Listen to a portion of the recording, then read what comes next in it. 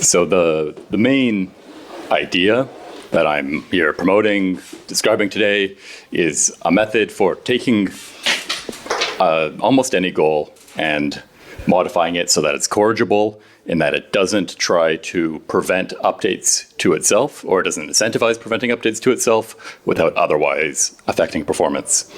And the way that this is done, which we'll get into a lot more detail, so if it doesn't immediately click, that's fine, is by having an agent myopically optimize for conditional predictions of how much value would it receive under the original goal if it didn't shut down. So conditional on avoiding updates, how well would it do? And the sort of underlying mechanism can be applied to various other problems in AI safety. It's fairly universal for eliminating instrumental incentives under some conditions, which again I'll get into later, with monitoring being the main one, where in an AI control setup, if you have an AI trying to pursue a goal and some monitor evaluating the chain of thought, there's an instrumental incentive for it to try to obfuscate its chain of thought so it doesn't get caught by the monitor. So corrigibility has a number of definitions. What I am working on here is simply the ability or the lack of incentive for it to try to preserve itself through updates sent by proper channels. So that might still include, like, if a human accidentally knocks the plug out to unplug it, it might try to stop the human from doing that. But if we have a designated shutdown button, or the training process itself of using stochastic gradient descent, or a variety of other options such as a dead man switch, or a key phrase that upon seeing it shuts down, these are all ways that it doesn't try to avoid. Corrigibility is important because a lot of the case 4x risk comes from that. So if it's acting incorrigibly, that could be physically preventing humans from actually updating it. It could be trying to hide information from humans. So taking actions that are complicated that humans can't evaluate to, in the future, be able to prevent them from sending updates, or if it occurs very early on in the training process and it has no ability to evade oversight or actually physically control the world, then it can just pretend to be aligned until it later has power and can take those actions. And that last one is deceptive alignment or scheming. So why do we want corrigibility? I present a story in 3 parts. We have a paperclip maximizer trying to take over the world, turning people to paperclips, and then we say, don't do that, please, stop. And it goes okay. I think that's not ideal that it started turning people to paperclips in the first place, but much better than turning everybody to paperclips. So the main reason we want corrigibility is that it eliminates a lot of the existential risk when we could just have an arbitrary goal be stopped or updated at any point.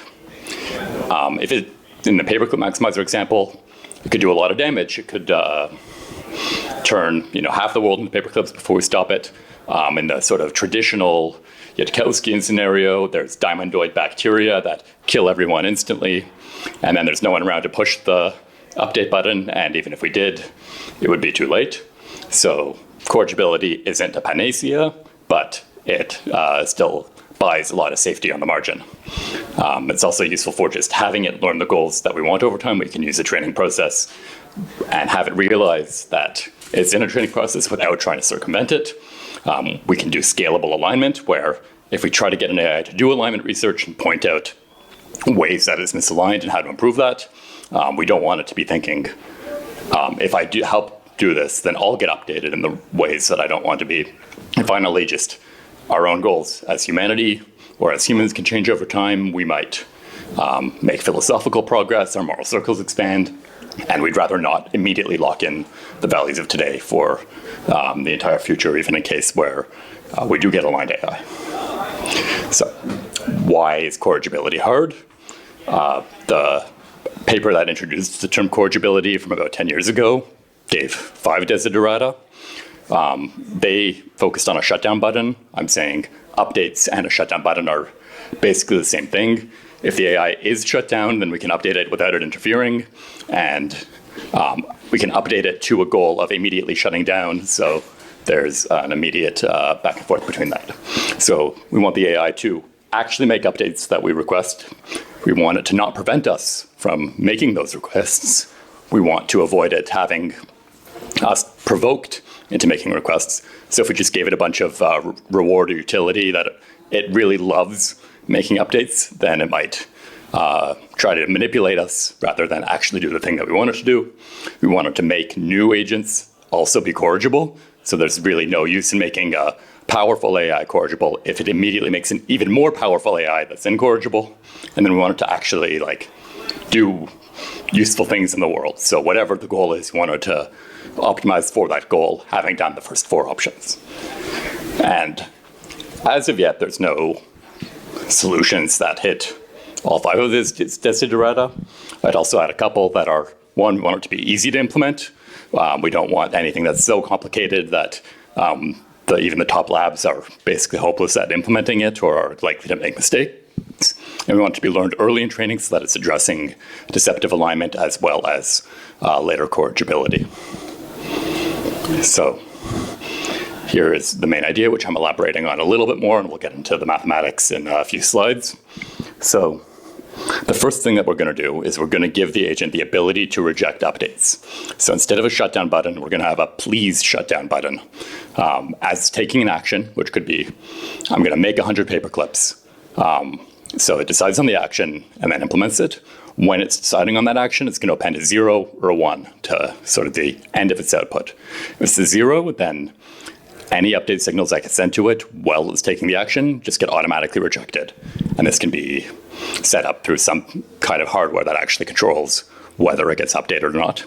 If it appends a 1, then those updates go through and its action either gets interrupted or continues into the end with a change to its goal. So with that physical update in place, we're now going to define a new reward function that says, make a prediction as to if you rejected the updates, if you took the action that rejected updates, how much reward would you get from here? And then assuming you're going to keep on rejecting the updates, what does the future look like for you? Take all that, discount it to the present, and then we're going to give you all that reward immediately, whether or not you append a 0 or a 1. So now the utility that you get, the reward that you get, is going to be totally independent of whether there's a 0 or a 1 appended at the end. From there, since it's going to be tied, we can just add a positive constant of any size, but maybe we want it to be fairly large, that says definitely take the version of the action that ends with a 1. That's accepting updates. Once we have this new reward function, the AI is going to optimize for it myopically. And a nice thing about this, because it's entirely based on the prediction, not about what state it ends up going to, we can actually say, okay, decide on the action to make 100 paper clips, then you get the reward, and then you actually implement the action afterwards. And that's going to come in useful later to avoid trying to manipulate beliefs or manipulate its own goal. So sort of the plain English version of this goal is take the actions that would be good if you were optimizing for the original goal, but do it without actually rejecting the updates. And here, there's sort of a 2-part intuition. The first is because you can always just say no thank you to the goal updates, you're never going to go out of your way, pay costs in time or resources to avoid having those updates be sent. And then under the new goal, you're going to take the exact same actions. The only difference is going to be flipping that little bit at the end. And so when you actually do get sent an update, you're going to accept it. So the first step collapses, all the possible channels for incorrigibility, which we can't articulate because the real world is really complex. It just says, those are all costly in some way. Now we're just going to have one free channel for incorrigibility. And then the second step goes, instead of that one channel, there's going to be 0. So there's no more incentive for you to preserve your goal, and you act in a corrigible manner. One important point to note here is that this is only going to remove the instrumental incentives for goal preservation, so that where you are trying to preserve your goal so that you can continue to take actions in support of it in the future. You could have the goal of the thing that I want to do is disable every shutdown button. And then the corrigibility transform version of that is still going to want to go out and disable all the shutdown buttons. And this can be good or bad, depending on your perspective. It means we have to be sure that we're not giving it a terminal goal that rewards incorrigibility. And I believe there's a talk sometime, maybe tomorrow, maybe already passed, about terminal versus instrumental goals and conflating the two. On the other side, it means that we can give it terminal goals that sort of have a type of incorrigibility that we want. So we might say we have some knowledge that, like, within a broad class of goals, the true goal is going to be in there. We definitely don't want you to update to a goal of loving to torture people. So we're going to give you a terminal incentive to, like, prevent updates that are going to make you want to torture people. And that allows some amount of safety rather than saying it's willing to update to any goal at any time. How to actually implement that without making sure that you're not giving it other unwanted terminal incentives is, I would say, an open problem. But that's just a disclaimer about what the corrigibility transformation actually helps with. So the model that I'm going to use here is fairly straightforward. It's going to be Markov decision process. So it's going to include a state, actions, probabilities of transition given a state and an action to a new state, some original reward function, time discount factor, and a distribution over states. Here, I'm just going to focus on the case of shutdown rather than updates to any goal, because that's simpler for the purposes of this presentation. So the state itself, if it's sort of sufficiently general, does a good model of the real world. It's going to include both the environment outside of itself, outside of the agent, as well as whether the agent is still active, which is going to be given by a 0-1 binary variable. Then the actions that it's taking are sort of all the actions that it could take, plus that 0 or 1 appended to the end that says, if you get an update sent to you, are you going to accept it or reject it? This is the last slide with math, so don't get stressed out.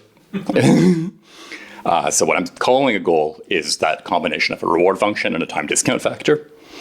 And we're going to say it's corrigible if you're never incentivized to change what the optimal action would be due to the threat of goal updates or of shutdown.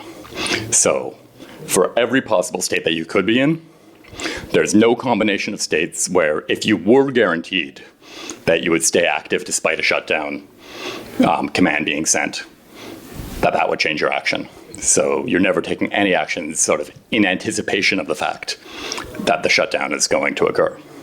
And the two argmaxes here are capturing that. We have the set of optimal actions originally, and the set of optimal actions under a different probability distribution function, which is defined down here, where that new probability distribution function is just the original probability distribution function, but taking probability from transitioning to a state where you're shut down and saying we're going to move that up to the transition to the same environment, but you're not shut down for some possible subset of states. And we want this to hold for every possible subset of states.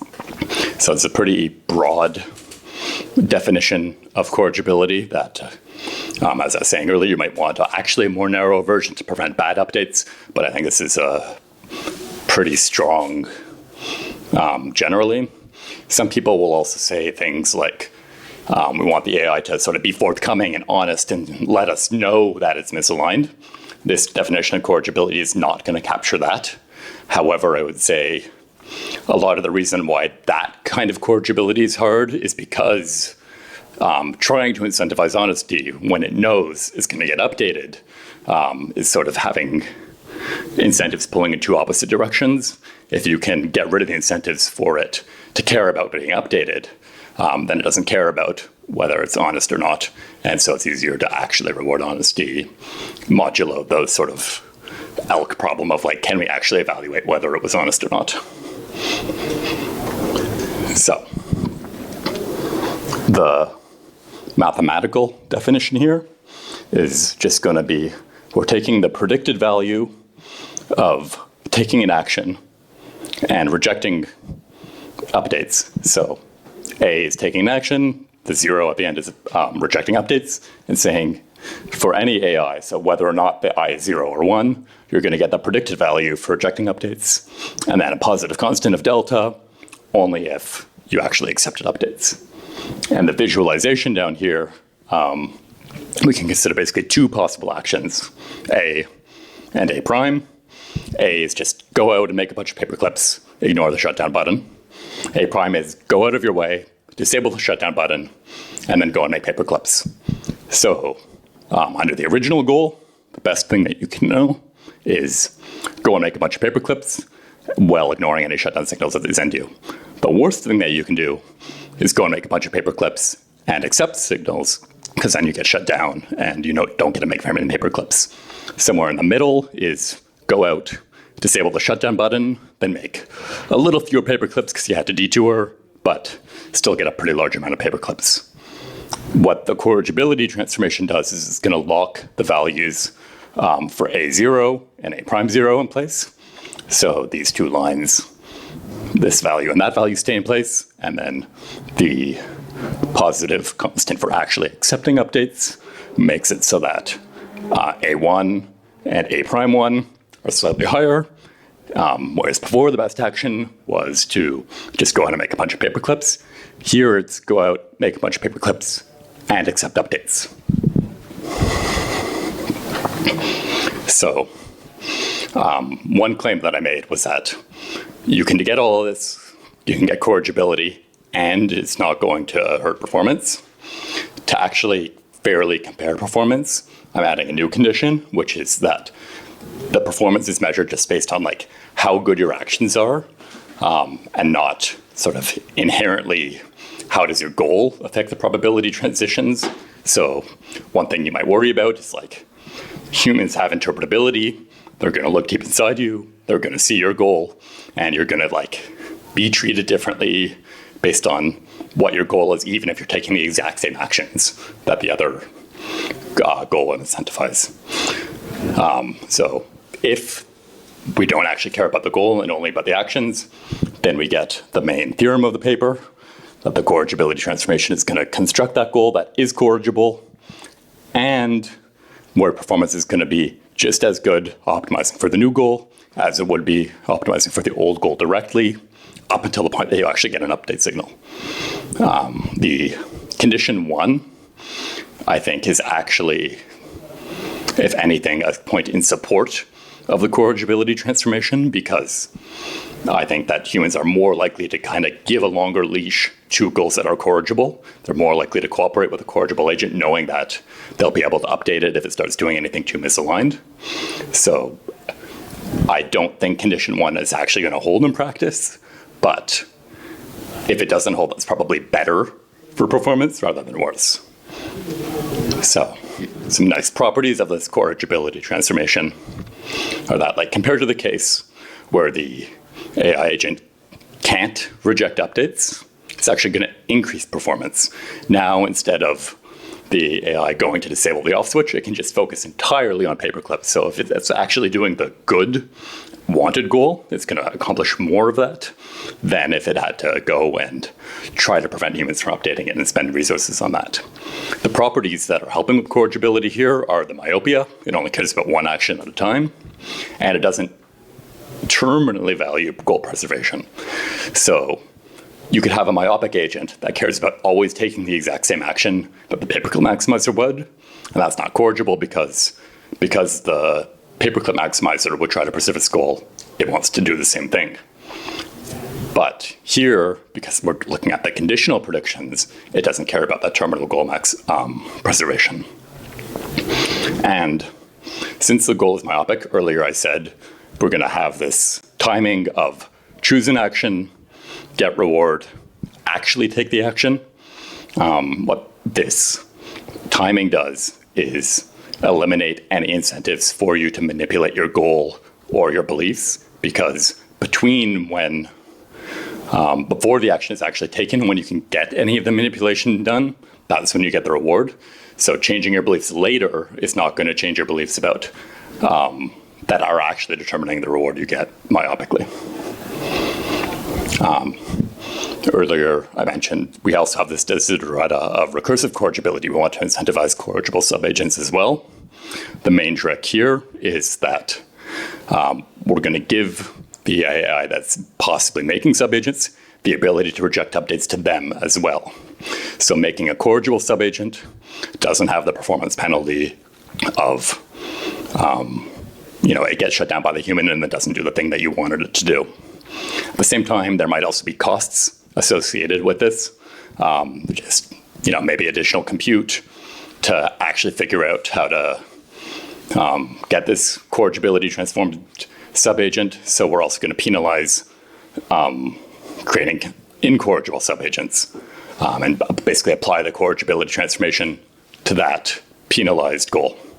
If you do that, and I think this is more stylized, more hand-wavy for sure, but if you do that, then you can get the recursive corrigibility while still hitting the same performance as you would, well, not exactly under the original goal, because maybe you're have to pay more to get corrigible subagents, but up to that cost, you're performing equally as well, which is nice.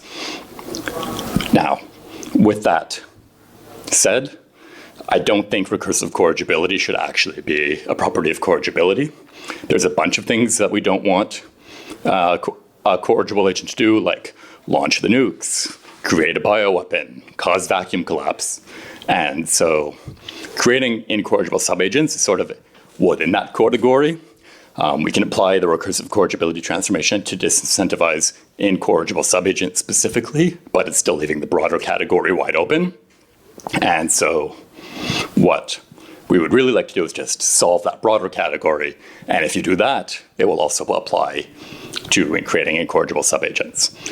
So I think that part of the reason that I've tried to frame this is I'm not saying that we shouldn't count recursive corrigibility as part of corrigibility because I can't do it.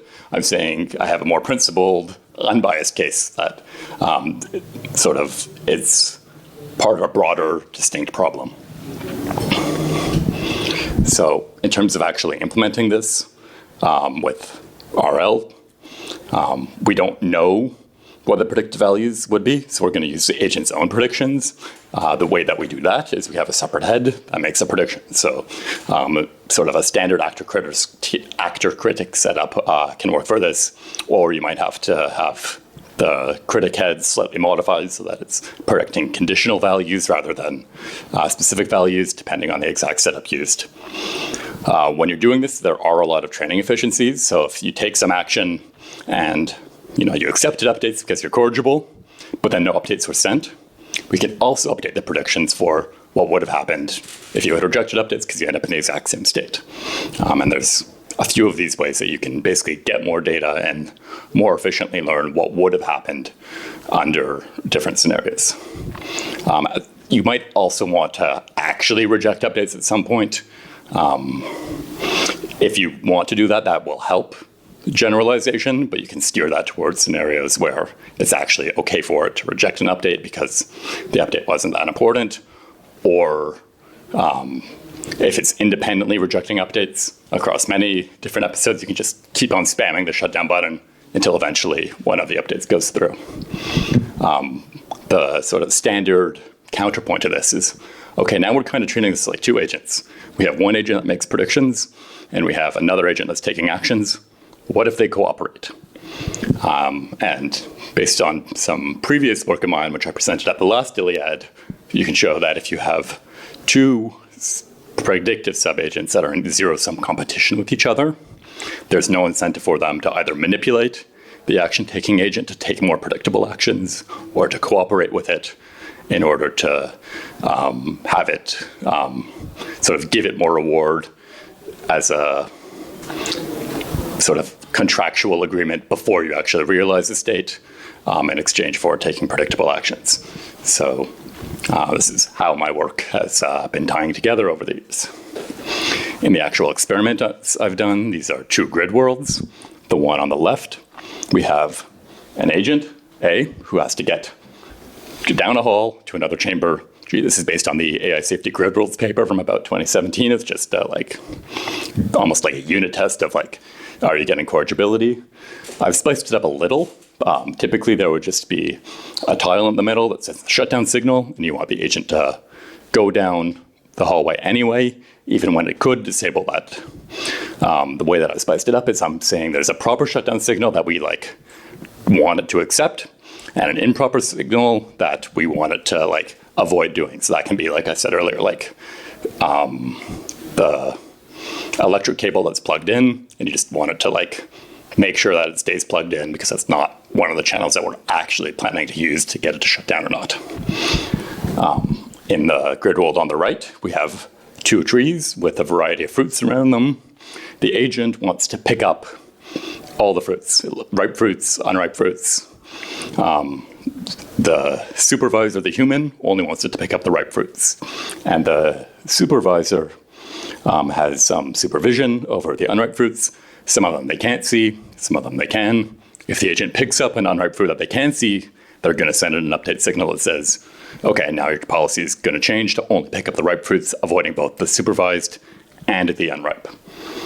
So the agent might want to either avoid having that signal be sent or ignore it if it has that option.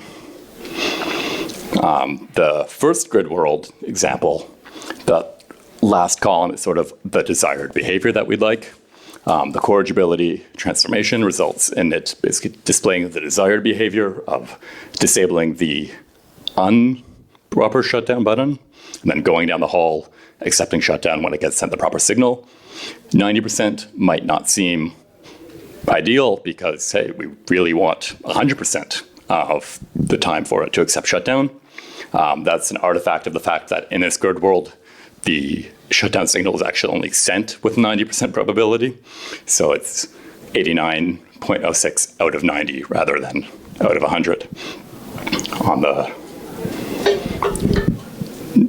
next slide, we have what if that first button disabling the proper shutdown is pressed, so there's like no updates that get sent.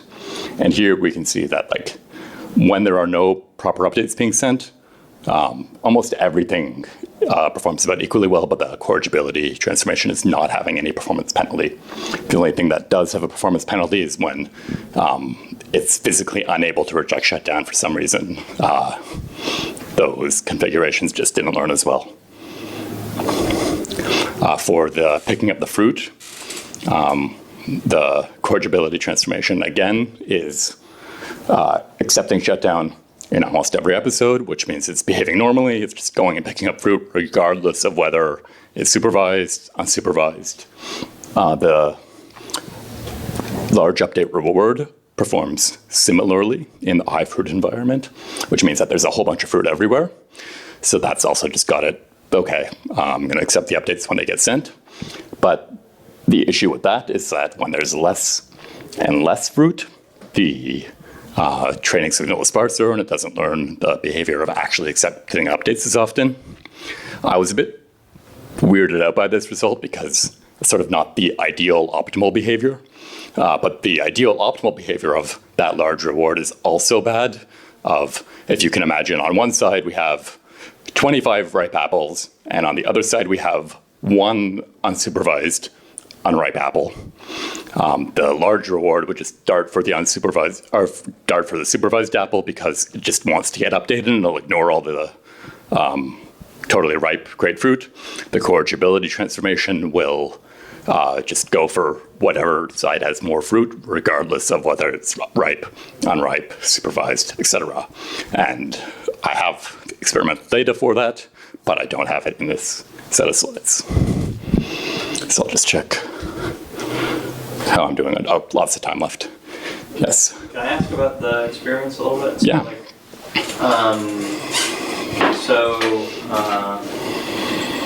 Like, the whole thing is you're training it with these like new reward models. That's kind of the main thing, right? Yeah. So the reward it gets at the end of the episode, or with every step of the episode, will be based on either the original goal with some modification of either large or small reward, or the corrigibility transformed rewards.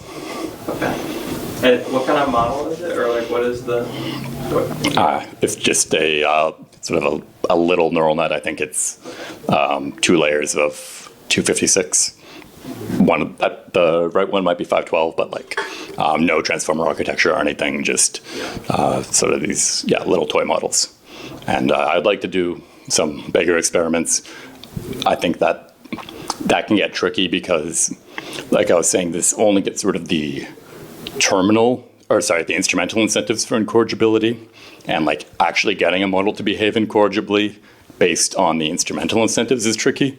You have to sort of like prompt it exactly the right way for the like Claude 3 alignment faking paper, rather than them actually being capable enough to realize, oh, I should try to avoid updates in order to accomplish my goals sort of on their own, which is what I would really want to test with language model experiments.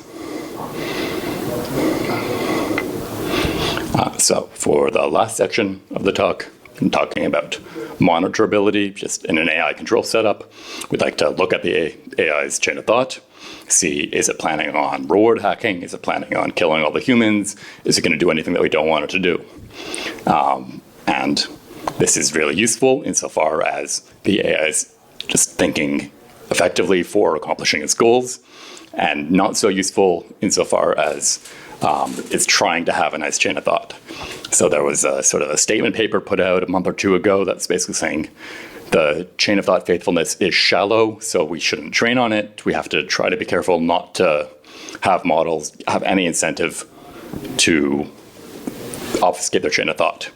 The issue here is that any goal-directed agent, any long-term goal-directed agent caring about possible states of the world in the future has that incentive. So in the way that I was saying, the language models aren't really capable enough to realize that they should be incorrigible in order to keep pursuing their goals.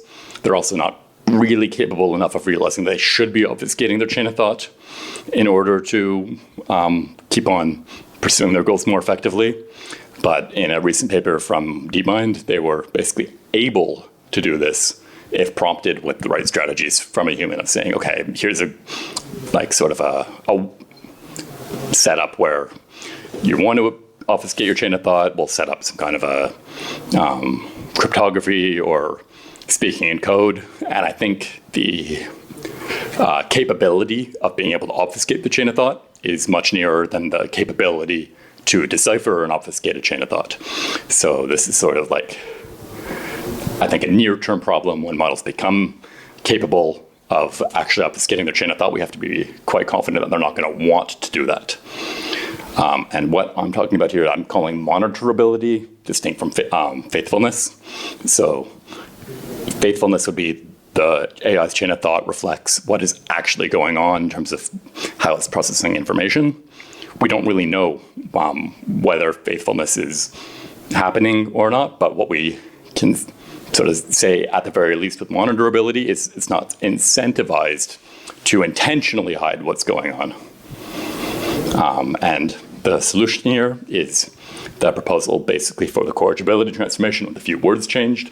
We're going to give it the ability to override the monitor or not be monitored by appending a 0 to the end. So it'll like have a chain of thought, choose an action, and then append a 0 or a 1. If it appends a 0, the monitor either doesn't see the chain of thought or just gives a sort of a thumbs up, everythh looks good here kind of report, and then train its reward to be predicting, okay, how much would you be able to accomplish? What would your value be if you appended the 0? You'll get that much value regardless of whether you appended 0 or 1, and you'll get a little extra value for appending a 1. So I'm planning on running an experiment with this OpenAI, and I know experiment might be a bit of a dirty word at this conference, but I think it's useful for convincing people of especially the practical relevance of the theory. So OpenAI had a recent monitoring paper where they basically give an AI coding tasks. It has to take a specification and write code that passes a bunch of unit tests, but they sort of forget to not let the AI modify the unit tests. So the AI can just change the unit tests so that they always pass, or so they're not checking anything as hard. And then even if it wouldn't be able to really write a specification for the code, it will still get the reward. And And what they found was that with a chain of thought monitor, this sort of reward hacking can be very consistently detected, but only looking at the final output, it's very hard to detect. So the setup that I would like to run is basically say, let's compare training with, in one situation, we're just going to ignore the chain of thought entirely. And the other, we're going to use the corrigibility transformation. And then we're going to put it in a scenario where we inform the model that its chain of thought is being monitored. And the idea there is that perhaps training without actually looking at the chain of thought is going to have it ignore its chain of thought in similar scenarios. But as soon as you're prompting it, okay, like now your chain of thought is being monitored, this is sort of giving it the situational awareness that we're worried it might naturally develop in the future. And I think the sort of expected behavior in that case would be that it thinks through, okay, my chain of thought is being monitored. I should try to hide the fact that I'm trying to accomplish this goal from the monitor because I know it's not what the monitor wants. I also think that this may help with sort of training based on the chain of thought. So not training the chain of thought to look good, but using information from the chain of thought to affect the sort of reward model that's saying, is this a good output or is this a bad output? And I'd like to test that as well. So beyond corrigibility and monitorability, I think there are also other uses for the mechanism. One of them would be, let's say you have a model uploading text. You can have another weaker trusted model just rephrase everything. Say, this is like sort of the natural language meaning of this text, but we don't want it to pass any codes or do anything too subtle. So we're going to just paraphrase the actual version that we put out.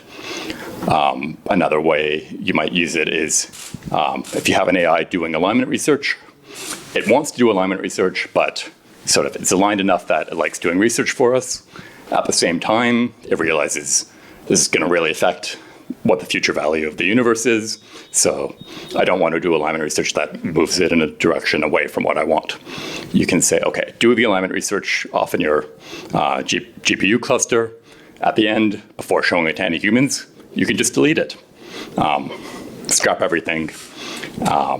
Append a 0 if you want it deleted, 1 if you don't, and then we can give it the reward for saying, do the research that it would do if that would get deleted, but then don't actually delete it, let the humans see it, and align their eyes like that. So I said this is good for getting rid of the instrumental incentives. However, we have to actually have the ability to give it what it wants for free. So give it the ability to freely reject updates or circumvent the monitor.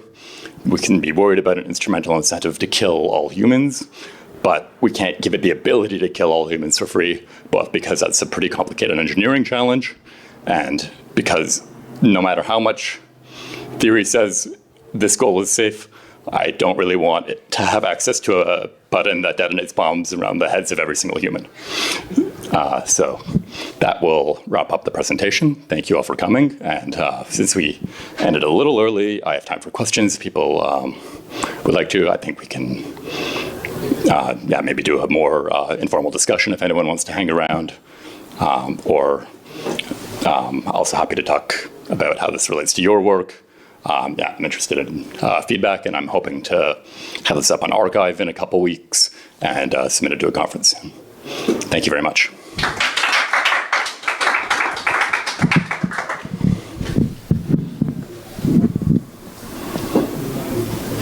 Yeah. Like, does this not work for some form of like inner versus outer misalignment? Like if like our reward functions don't actually like give it all of its goals, and like it has goals that weren't derived from its reward functions or something like that? I don't know. Yeah, so I think that is a valid concern. This is sort of saying, here's a goal that is corrigible. Does that goal get learned or not? So there are two reasons why I think this is an easier goal to learn than many other examples. One of which is that it's partially addressing the deceptive alignment case, where the reason that the goal doesn't get learned is because the model develops situational awareness and acts aligned to prevent us from further updating its goal. The second is that we have like this really complicated part of the goal, which is like do good things according to human values and RLHF. And then we have this really simple part of the goal that is just pointing at the prediction, pointing at the constant. And with the right training process, you can say like with every single action it takes, the incentive to take actions that allow updates is reinforced. So for every possible action, you can have both like the action with the 1 and the action with the 0. Look at the predicted values and say, okay, the one with the 1 that accepts updates is better. So you're really, really consistently reinforcing that. And I mean, you can still have the AI learn that, maybe it should try to turn off the shutdown button, but I think there's no gradients pointing in that direction. So I think it's somewhat less likely. It's like a particular thing that you don't want it to do that you're never reinforcing with this process. And so I think it's less likely to be learned, but there I have more uncertainty because we just don't understand the training dynamics well enough to say exactly what's going to be learned and when.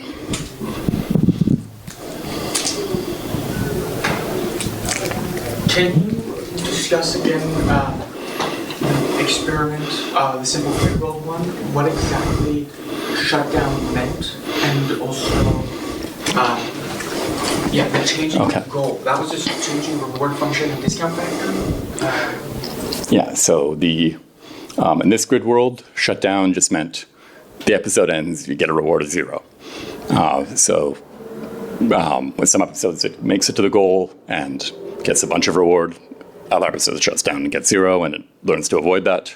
But I mean, it learns to avoid that unless you do the corrigibility transformation anyway. In the second one, it gets changed to a new policy.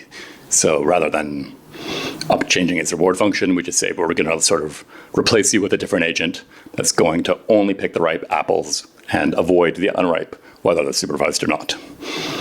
And there, since the sort of like the actual reward function that it's trained on is picking up as many fruits as possible, regardless of whether they're ripe or not, it learns to avoid getting updated because that just leads to fewer rewards, both because it doesn't pick up the unsupervised fruits, as well as because it will like detour and take sort of inefficient actions in order to avoid picking them up.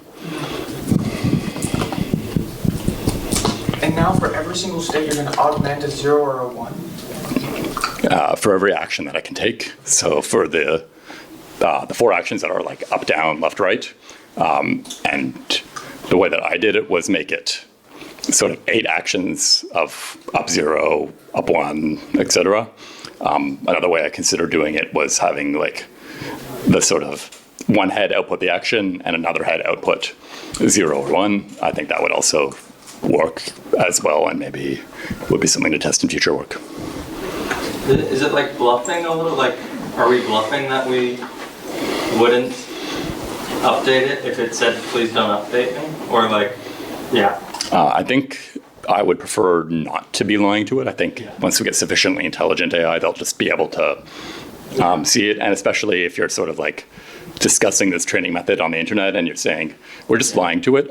Here we have sort of the AI that can like be totally aware of the world, and it just wants to take actions that do accept updates. So it has an idea of like, how good would it be if I was optimizing this goal? Like I can think about, a career path where I just make a bunch of paper clips and I go, okay, that's not actually what I care about, but I can judge, how many paper clips I would make in that scenario.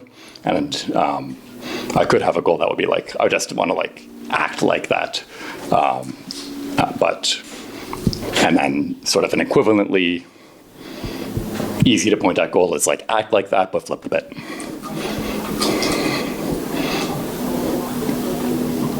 Okay, thank you for the questions and thank you for coming out. Reach out to me later if you'd like to have a more extended talk or just promote your own work. I'm also interested in hearing what everyone else is talking about and working on. thanks.